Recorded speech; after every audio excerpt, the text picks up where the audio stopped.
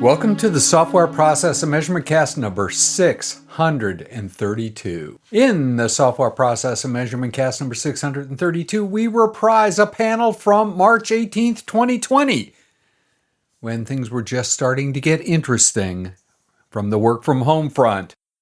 The panel is made up of Jeff Dalton, Amy McDonough, Sandeep Koorse, Christopherhurney, and myself.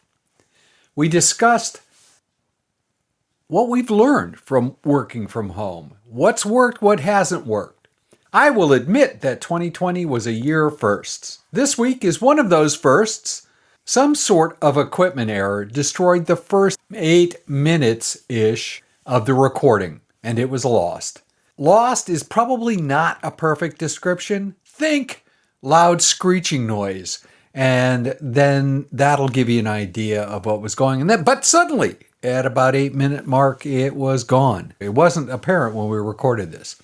The rest of the discussion was really great, and I decided to roll with it anyway.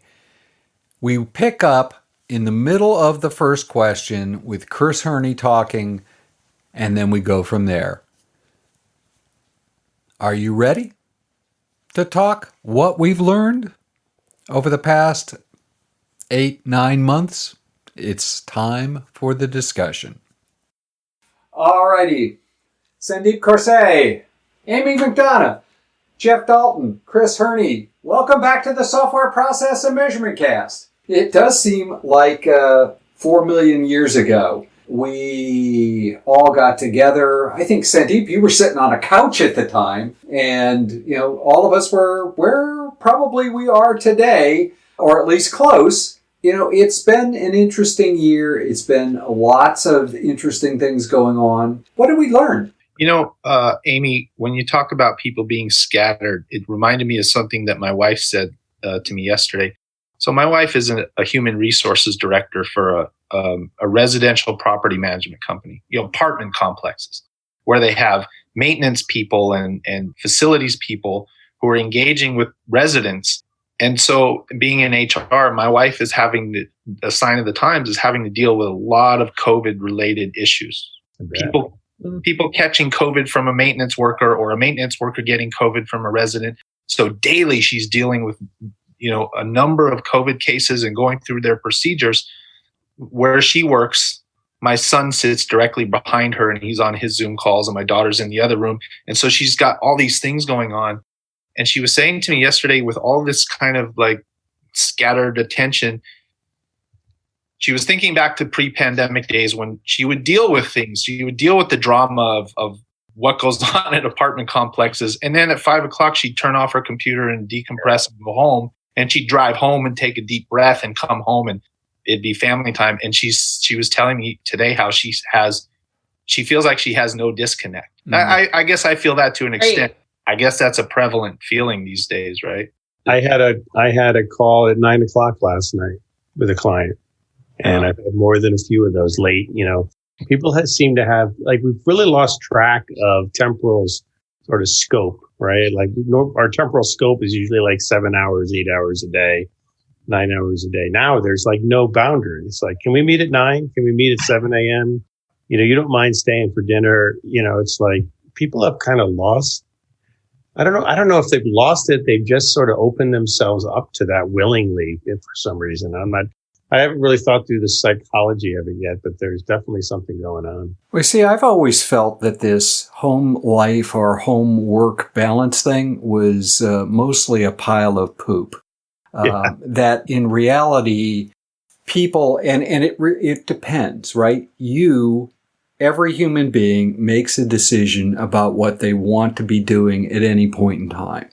And, sometimes that decision is differently motivated. Sometimes you don't have as many choices as the other, but you are making choices. So I think what you see is that could you have said no to the 9 o'clock phone call? I could have. Yeah, you're right. Could have exercised free will. Yeah. Well, and I'll be dead honest. I missed a call the other day. I'm on this group that's working on Agile coaching code of ethics. And it was a 4:00 in the afternoon US call, and that was wonderful, right? Yeah, I missed it. And so I woke up the next morning at 3:30 to hit the one in Australia because it just was the right thing to do. I made that choice. And, well, my dog was very happy because she got to eat early kind of thing. But so, it did pay off. It's interesting. For somebody. Yeah, I was thinking about how it affects how we evaluate employees too. Like, you evaluate employees against certain baselines or your team members. If you're a manager or a director or whatever, and the baseline, should be what was agreed to when they joined the company, right? You're going to work generally 8 to 5. And then, so now that people are working 8, 9, 10 o'clock at night, how do we kind of evaluate their contribution? Because there are some people that just won't do it. And I think that's okay because they agreed to 8 to 5 or 8 to 4 or whatever. But what about the people that are, 12, 14 hours a day now? It's just interesting how we're having to recalibrate how we think about performance. Anybody else facing that? Yeah, I mean, we were actually just talking as a team the other day about, like, at the beginning of the pandemic, there was all this focus on, like, creating your routine. And there was all this thought that was given to kind of the beginning of the day and starting your day and, what you should have in place. But there was nothing talking about the end of your day. So we were talking about, the kinds of routines that we were building, like, at the end to kind of, instead of having that, I'm going to shut down and do my to-do list and then commute home. What would you do instead now that, we're working from home? Would you kind of set those boundaries? Would you do kind of the same thing that you would make your to-do list and then maybe you leave and go for a walk instead? So it's just interesting. Yeah. It is about the only way, right? To actually get physically out of the house because the office is feet away kind of thing. Right. It's too easy just to go over there and like check the laptop. Okay. We wave a magic wand and this goes away. What do you want to not go away that you've experienced over the past few months? Well, I know one, but it might only, at least in terms of this panel, it might only be specific to me. I don't know.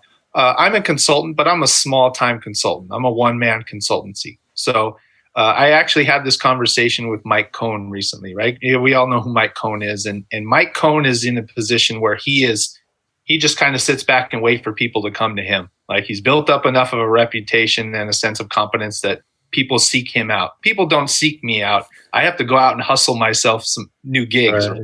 So I've found that, for the past few years, I've mostly, not always, but mostly been geographically constrained by the available pool of gigs, right? Mm-hmm.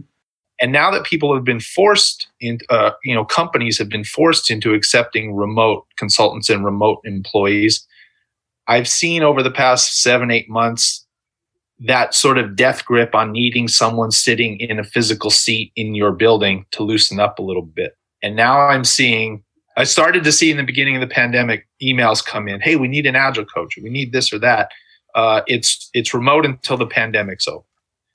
And then I would answer those calls and I would be on a phone call and they'd say, okay, can you move to Denver once the pandemic's over? And I was like, no, I can't move to Denver. Sorry. Okay, sorry, you're not a good fit. And now I'm not hearing those questions anymore. Right? I'm seeing people really loosen up in terms of remote consultants. And so for someone like me who has to, like I said, go hit the pavement and hustle myself up the next gig, that's really opened up a world of new opportunities for me. Well, that's good. So, Amy, what don't you want to go away? I think what Chris touched on was the one that kind of came to my mind, like the idea of having these opportunities that, some elsewhere, because it doesn't matter where you are physically working from. I think it opens up a lot of new career possibilities for people. So that's kind of the one thing that came to my mind when you asked that question. Jeff, Sandeep? Yeah, I think, I relate to what Chris was saying, kind of in reverse. I was flying, 150, 175,000 miles a year for 20 years. And, I am lucky enough to have people call me, but they're always really far away. They're like, come to Beijing, come to Tokyo, or come to Shanghai for me, and or wherever.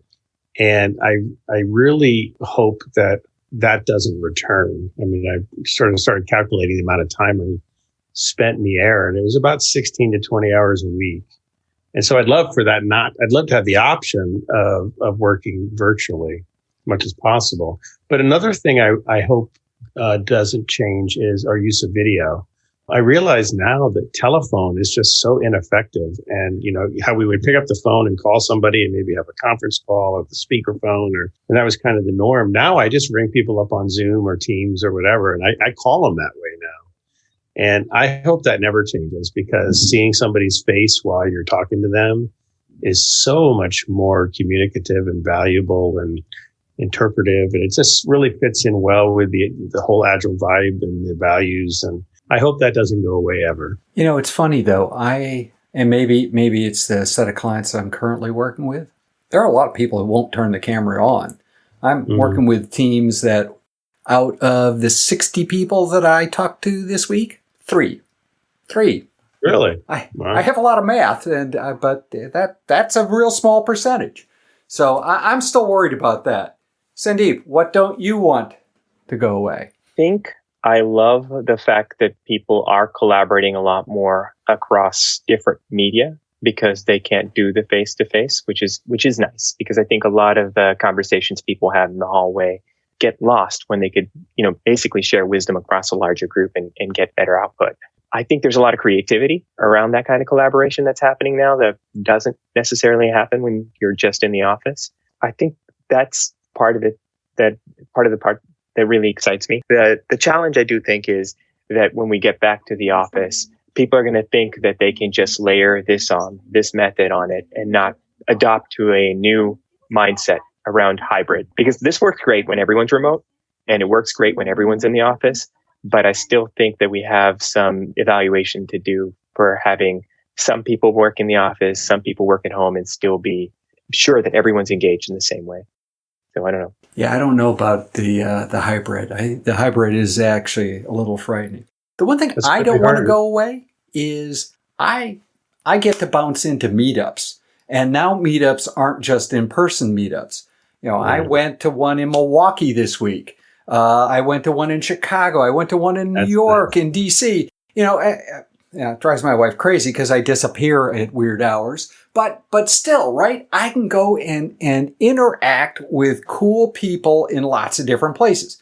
So that's the one thing I hope doesn't go away. But I could just see, it's like, well, we're all going to go back and turn off the cameras and just eat pizza again. Well, that's cool. I like pizza too, but I can't be in all those places. And, people with cool accents and hanging out, virtually in South Africa, that's just not something that I'm going to get to do very often. So, Tom, I have a small success story about what you're talking about. So every year I'm part of the planning committee for the Agile Open Southern California. It's a yearly conference. Mm-hmm. It's at University of California, Irvine, 2-day conference, open space format. I won't go into what open space format is, but anybody can Google it. It's a pretty cool. It's a meeting with a dynamic, no preset agenda. It's a dynamic agenda. And we meet early in the year to plan this event that usually takes place in September. And early on in the pandemic, there was about half of us who said, let's do it virtually, and half of us who said, let's not do it at all. Eventually, we arrived at, we'll give it a shot. We'll have these planning meetings, and we'll see how far we get and see if we can do it virtually. We actually had Jeff join us because Jeff ran a virtual conference. And Jeff gave us a lot of really good advice, and we heeded his advice in terms of the technology and the formatting and the communication and everything. Long story short, and this ties into tooling as well, we leveraged a combination of tools. We leveraged Zoom and Mural and Slack, all cohesively worked nicely. The cost was minimal because we didn't have to provide food and a building and all these things. So the cost was minimal for people to attend, and people loved it. And the response was overwhelmingly positive, and to the point where people said, even when the pandemic's over, yes, you should go back to your yearly in-person conference, but you should do something like this, more frequently, more, periodically throughout the year.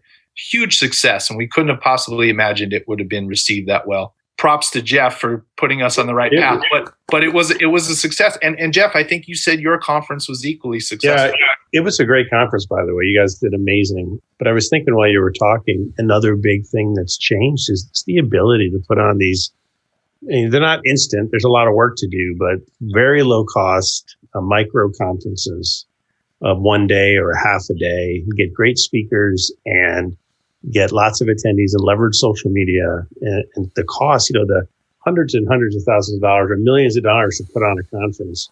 You can put on a conference now, get 500 attendees, spend, $800 or something on webinar software and some social media advertising, and have a great conference with great speakers.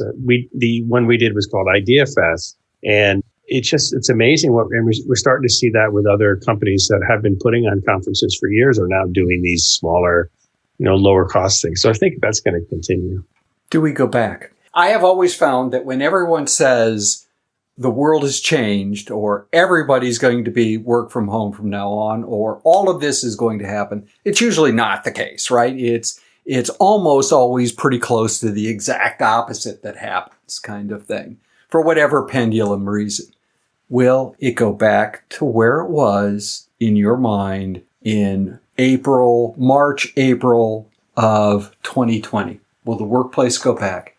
No. I don't think it can. Right. No. Okay. But we'll go forward into something else for sure. Yeah.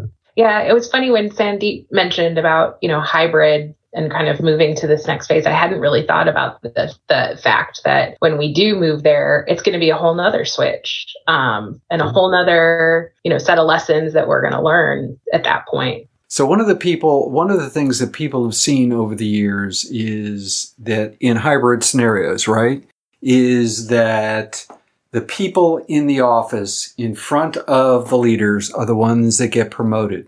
Yep. Mm-hmm. What are we going to do as leaders, as consultants, as coaches, as guides? What do we tell people to make sure that doesn't happen? Because if that happens, it has to go back to what it was. Because people will, most people do want a raise. They want certain things. So, the economics of it will drive it at least somewhat back. I don't know whether it'll go all the way back. What do we say to people to make that work? Well, I think leaders are going to have to do the one thing they hate the most, and that's change themselves.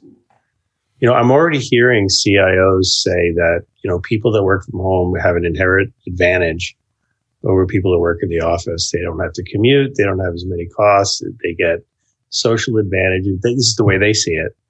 And that means that I shouldn't have to give them raises or bonuses as much as the people that come in who aren't, doing stuff like teaching their kids or taking their dog out or whatever. So I think a lot of CIOs I've talked to don't really get it. Like they think that in the back of their mind, it's almost like, well, I really know you're not working that much, right? And it's that same old, if I can't see you, I don't trust you. And that's just indicative of a low trust, very much anti-agile type of culture, which frankly, most senior executives have, in my experience. So I think that's going to be really interesting that they're going to have to change the way they evaluate performance. They're going to try to evaluate performance using the same tools that they have today, and that's not going to work. I think Jeff is right. I think that's one of my biggest concerns is everything passes from this and we start slowly becoming more of an in-office culture just because the people up top haven't seen or don't understand exactly what we've gained from this whole experience. That you can be super productive while you're at home. Some tasks, even the ones that you think are best served being in person, they can still be delivered remotely with other advantages. And like you said, Tom, if you're not in front of leadership and you're probably not feeling like, and if they don't acknowledge the work that you're doing because you're not seeing each other, there's a whole bunch of things that could make a remote worker feel less inclined to be remote because they just don't feel as recognized or as feel that their work isn't going to be as celebrated as someone who might be in the office at the times that people want them to be. I also think it's company culture. Like I think some companies are going to adapt to this and evolve with it. And some companies are going to see this as a blip and they're not going to learn much from it. And I think that will be something that they see in terms of their staffing too, right? They're going to either choose to continue working the way they do, and the people who see a bonus of working remotely will go somewhere else, and they'll just basically leave people behind who do love being in the office, that don't think that this gave them anything. Paul LeBerge, a friend of mine who is on another panel and on another podcast earlier, well, just the one that's up right now, as a matter of fact, or will be this Sunday, basically said, at least in Canada, in Sherbrooke, Quebec, that they have hired a lot of people that don't want to go to Montreal. So that's cool. They don't want to go to Montreal. But a lot of people in Sherbrooke have left work in Sherbrooke, because it's a relatively small city, 150,000, to work remotely from Montreal because they can make 40% more. And, 40% more that's a nice chunk of change. They worry, though, and he said they all worry day by day that when this ends, do they have to all move there? Because they don't want to move there, right? It's a big city. They're used to a small city. Why move to, why move to a megaplex? Chris? At least specific in my domain in software development, I see a particular group of people challenged. Software developers who write code, who have some tangible output of their efforts, perhaps don't need as much of that face time with leadership. But people in enablement roles, scrum masters, project managers, people who facilitate the work that software developers and engineers do, those are the people who might be a little bit compromised in this remote world, right? They don't have that constant face time with the product management people or the CEO or people like that, right? When you only see somebody's face through an email, you might tend to lose them a little bit. It's funny too. Again, going back to my wife as an example, her company is based in Northern California. We're in Southern California. She has a partner director who, before the pandemic, sat in the office next door to the VP of HR. And my wife would sometimes wonder if maybe there was some preferential treatment or things like that happening. And since the pandemic started, she's noticed a bit of an evening out. So okay. Interesting. Yeah. Amy. I'm sorry, go ahead, Amy. Yeah, because I think that the remote work today has kind of forced people to be more conscious of the output that people are providing and the real work, the work that people are doing. So I think that's the challenge then, kind of in that new hybrid world, is not losing sight of that just because you're seeing somebody in the office a few times a week rather than, a couple of other people that may be just remote only.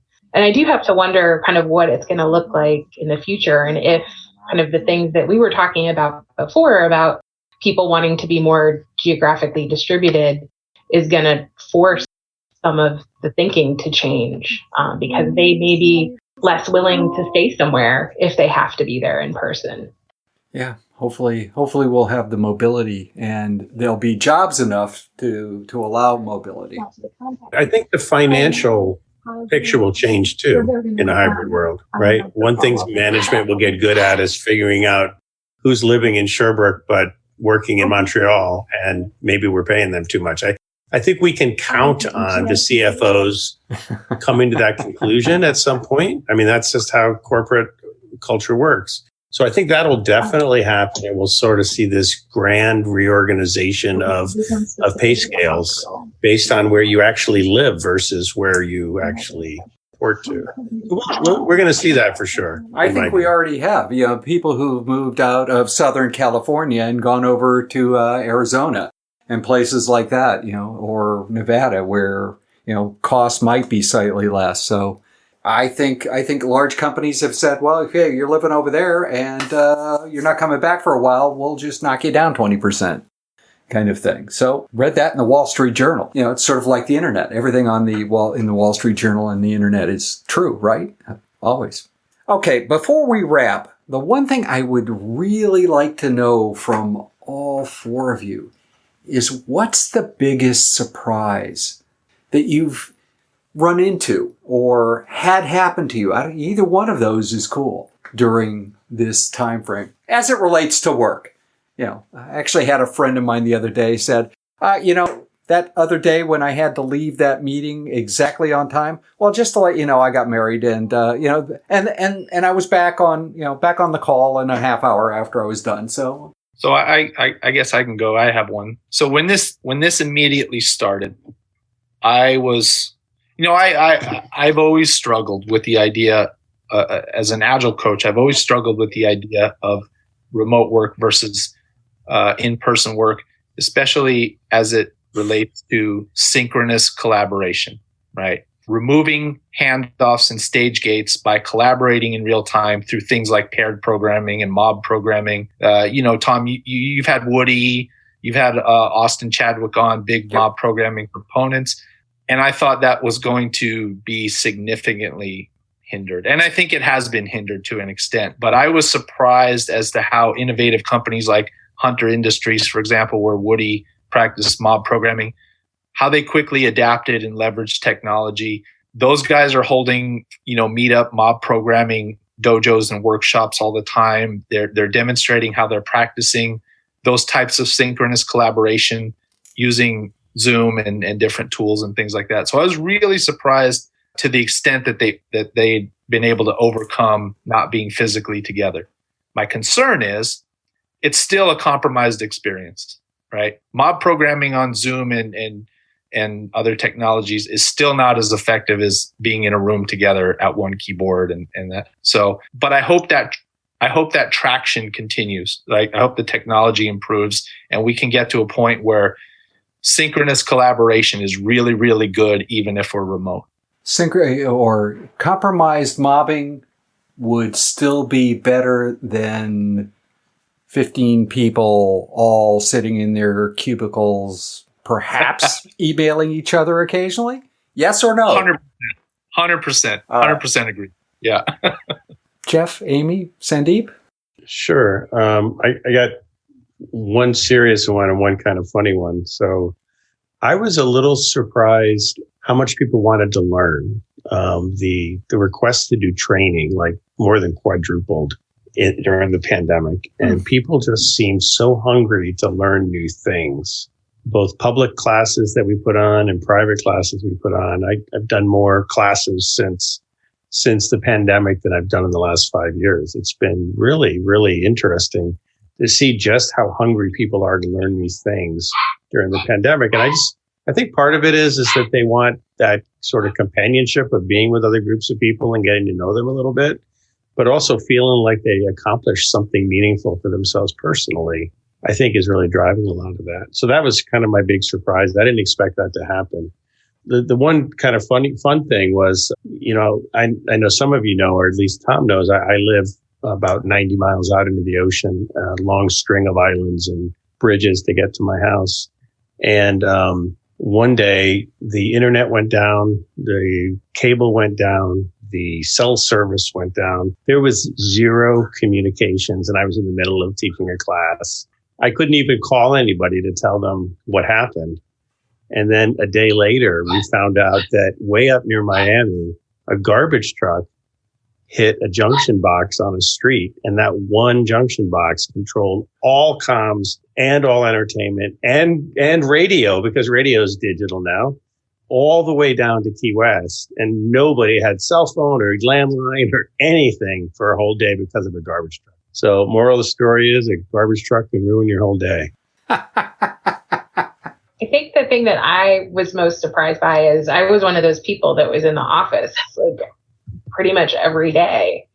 And I was worried at the beginning of everything, how this would work and how I would stay in touch with my groups. And, would people just kind of disappear? And how is this going to happen? How are we going to be able to actually meet and share ideas? And I've just been really surprised by, at least even personally, how I've taken to working from home and how I've really loved, having the ability to be here and yet, communicate with all these folks, and people haven't disappeared, and, they're definitely there and reachable by multiple different vehicles. And I've actually really enjoyed trying to test out all these different things that we're finding to try to find the happy place for our groups in terms of like how we share ideas. Take us home, Sandeep. I was thinking about the same thing Amy said, just the surprise that this could be such an effective platform for getting some of the work I think, Chris, you put it, the enablement work, like the scrum mastering, the project management, the BA, maybe work that doesn't turn into a tangible result directly, but helps enable it. I do have surprises, though, and I think they more tie into what Jeff said, like being in Zoom rooms where you're the only one there and it's 5 minutes in the meeting and you're trying to figure out whether you're in the right Zoom room or you accidentally went to the wrong one, trying to figure out why you can't hear someone because maybe their mic's turned off, trying to figure out if you've got like a 12-person Scrum team and you're not hearing from one person, whether they're still on the call or not. So those kinds of things. I think one of the bigger surprises is that it's still pretty intense to get these things prepared when you're remote. Like you might have the same technology available to you at all times.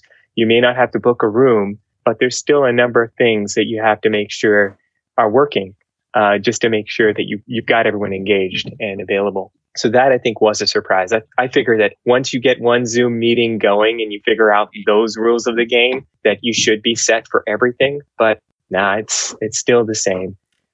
You still have technology issues. You still have the possibility that someone's missed your meeting invite or your email.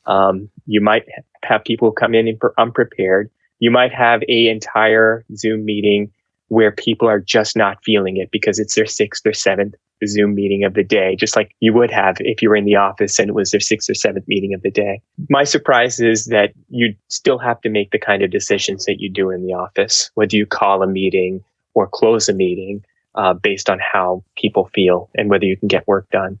So the thing that I think I was surprised by and happily surprised by was the number of people that thought it was all about the technology, thought it was all about the process, and finally recognized that it's really all about the people. And that Go figure. Yeah. This is a people game. And a lot of people, I think, are finally getting it, that that's what it's really all about. And hopefully it stays that way. Tom, I actually have a question for you.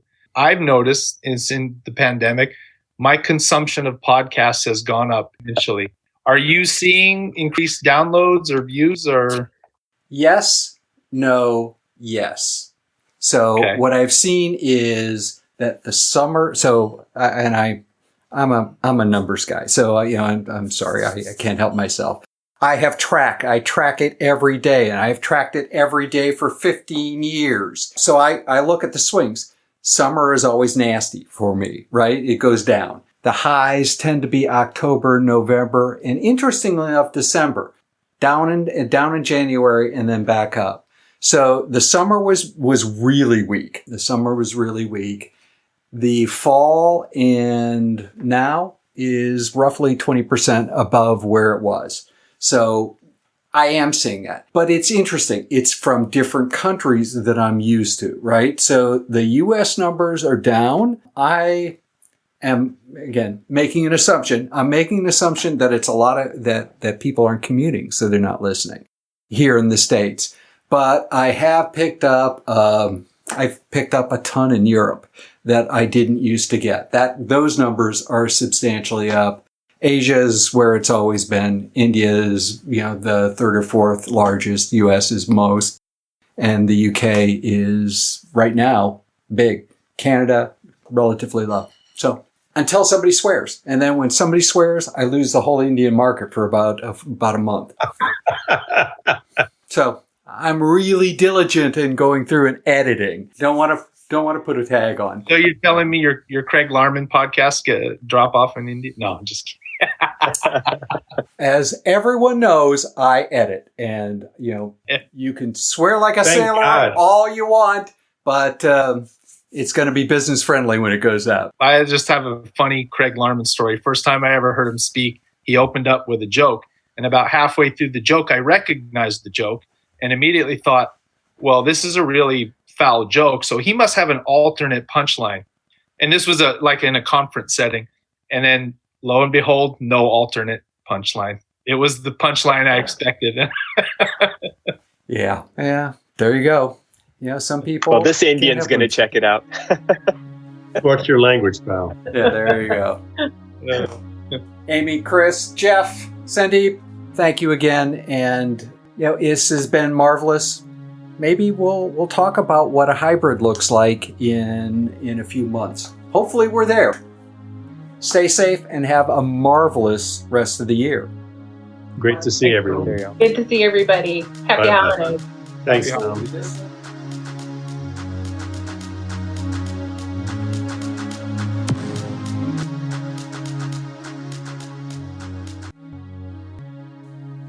In Reread Saturday News, this week, it's time for Chapter 4 of Great Big Agile and OS for Agile Leaders by Jeff Dalton, one of the people that you've just listened to on the panel. The performance circle, Envisioning, encompasses the behaviors and actions to describe what is required for, quote, high-quality products and services.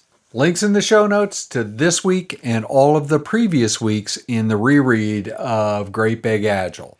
In the next Software Process and Measurement Cast, we feature my interview with Unmesh Srivastava. We talked about organizational culture and disrupting healthcare through customer focus. If process improvement is a never-ending journey, why do so many people ask, are we there yet?